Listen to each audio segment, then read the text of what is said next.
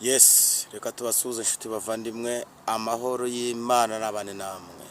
Mwe mudahwema kudukurikira uko bukeye uko bwije. Jye nitwa Porofete Mazimpaka.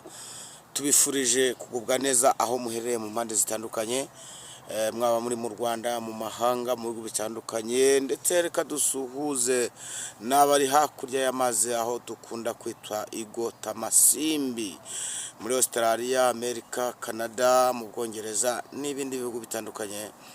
Tubifurije ikaze muri iki kiganiro. Hanyuma ndagira ngo tubanze dusenge Imana, tuze tuganire ubutumwa Imana yaduhaye yashyize ku mutima.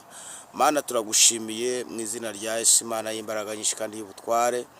Dawidi yaravuze ngo ijambo ryawe ni itabaza rimurikira ibirenge n'ahari umwijima hakabona. Niyo mpamvu tugushimiye kuba turamutse turi bazima. Hari ababyutse ari bazima, hari abagiye kuryama ari bazima, hari ari mu kazi, hari abari mu bintu bitandukanye. Turagushimira ko watugiriye neza, tukaba tuyifitiye umwuka duhumeka. Ineza y'Imana ikomeze kutubaho kandi ubwiza bwawe bukomeze kudutwikira. Urakoze ko wumvise gusenga, ufashe buri muntu wese ugiye kumva iki kiganiro mu izina rya Yesu, amen. Mana rero ibaho umugisha, ko nababwiraga ni Porofete Mazimpaka. Tutangiye amasengesho adushyiraho cyangwa se turimo kubwira Imana ngo uduhe support muri uyu mwaka dutangiye. Ni amasengesho y'iminsi 21 n'ubundi. Hanyuma ayo masengesho arimo intego ivuga ngo duhaze cyane, duhaze cyane agasuzuguro k'abaruhukira mu mahoro bakatwifuriza ibibi. Duhaze cyane, nongere mbisubiremo, duhaze cyane. Turasa gusoma ijambo riri muri Ezekiyeli tuvuga ngo guhera none sinzongera kumva abanyamahanga babatuka, habe no gusuzugurwa nabo. Hanyuma aya masengesho arimo ibyifuzo bitandukanye, harimo gusengera karande abana babuze ubwenge mu ishuri, harimo gusengera ingo zari zigiye gusenyuka, harimo gusengera abakobwa batarashaka, harimo ibintu bitandukanye, mu gukorera Imana mu buryo bwimbitse, mu buryo bugaragara, nta bintu by'amagambo. Dore ko nabonye hari inyigisho zaje zorohereza abantu, ngo kujya mu ijuru ni ubuntu, ngo kujya mu ijuru ngo ntacyo twakora ngo umuntu ngo akorere ijuru. Ariko Pawulo yaravuze ngo ijuru riratwaranirwa kandi intwarane nazo zirigishamo imbaraga. Rero abantu benshi bari gutanga inyigisho numva tutajya duhurizaho nabo, tudahuza rwose. Niyo umuntu aje avuga ngo mwege mugende mukuru ibyo mushaka, ngo kujya mu ijuru ni ubuntu, ngo tuzajyanwa n'ubuntu. Ntabwo ibyo gihe mbyumva, nta nubwo mpuza nawe. Ahubwo Bibiliya ikivuga nicyo kiyikira.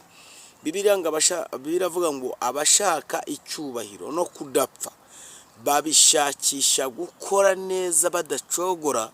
Ijambo ry'Imana rikavuga ngo abo bantu bubahiriza ayo mabwiriza, Imana izabitura. Ingwano zabo ni icyubahiro, ni ubukire, ndetse nyuma y'ibyo ngibyo hakaza n'ubugingo buhora. Uheraho uvuga ngo kujya mu ijuru ni ubu. Niba kujya mu ijuru ari ubuntu, rero no mu rusengero twajya tureka kujyayo, mu makiriza tukareka kujyayo, tukicara tugakora ibyo twishakiye, tugakora ibyaha twishakiye. Ubwo nyine mu ijuru niba ari ubuntu, ntacyo na kimwe Imana izabara. Ariko biravuga ngo Imana izarobanura intama mu ihene. Bibiliya iravuga ngo intama zizajya iburyo ariko ihene zizajya ibumoso. Hanyuma hari amagambo azavugwa kuri ibi bintu mvuze.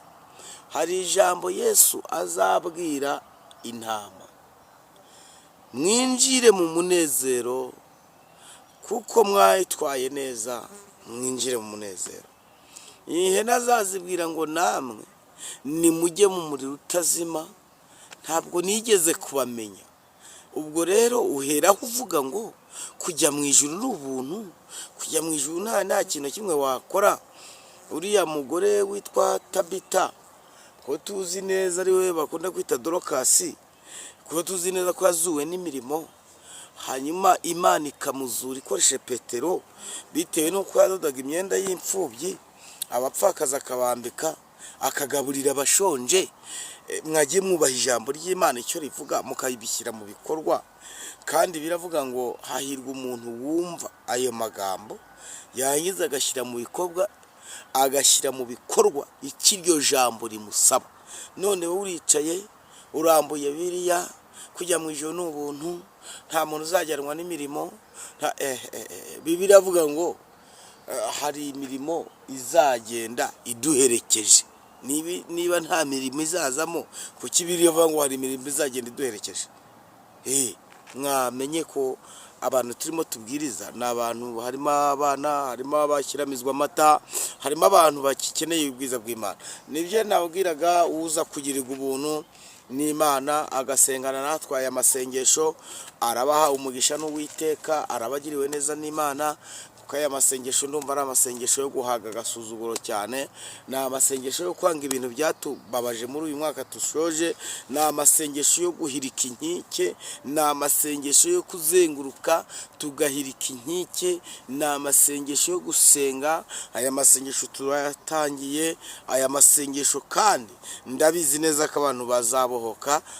Ndagira ngo abo twasenganye niba muri kunyumva, muribuka amasengesho twasenze asoza umwaka, nayo kandi y'iminsi 21, avuga ngo ntawe uzadukubitira ku mugongo w'Imana, kubera ko Imana yaraduhetse iratwambutsa itugeza 2026. Ubwo rero niyo mpamvu n'ubu tugiye kwiragiza Imana muri iki cyumweru tugiye kwinjiramo, cyangwa se twinjiyemo. Ni amasengesho agiye kuba yakora ibintu bikomeye, haba mu kazi yawe ukorera, haba ari mu rugo rwawe, haba ari muri famiye yawe, mu bana bawe se, cyangwa kwa mama wawe cyangwa kwa papa wawe.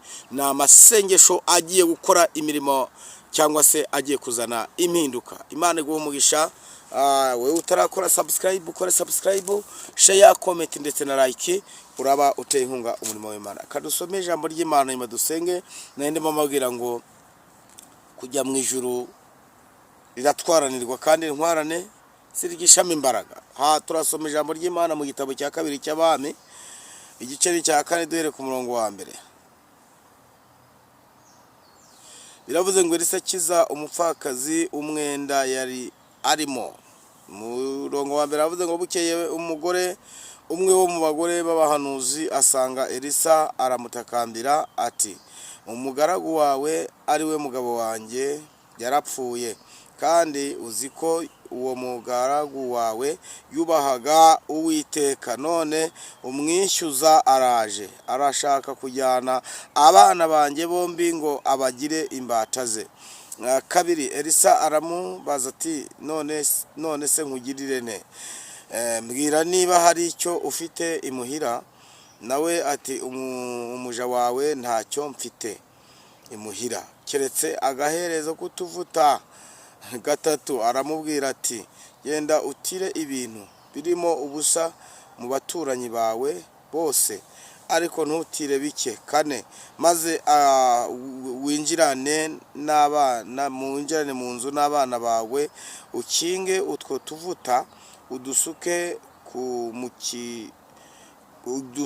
muri ibyo bintu byose, ikintu cyose uko cyuzuye ukibike. Nuko amusigaho, yinjirana n'abana be mu nzu, arakinga, bamuzanira ibyo bintu asukamo.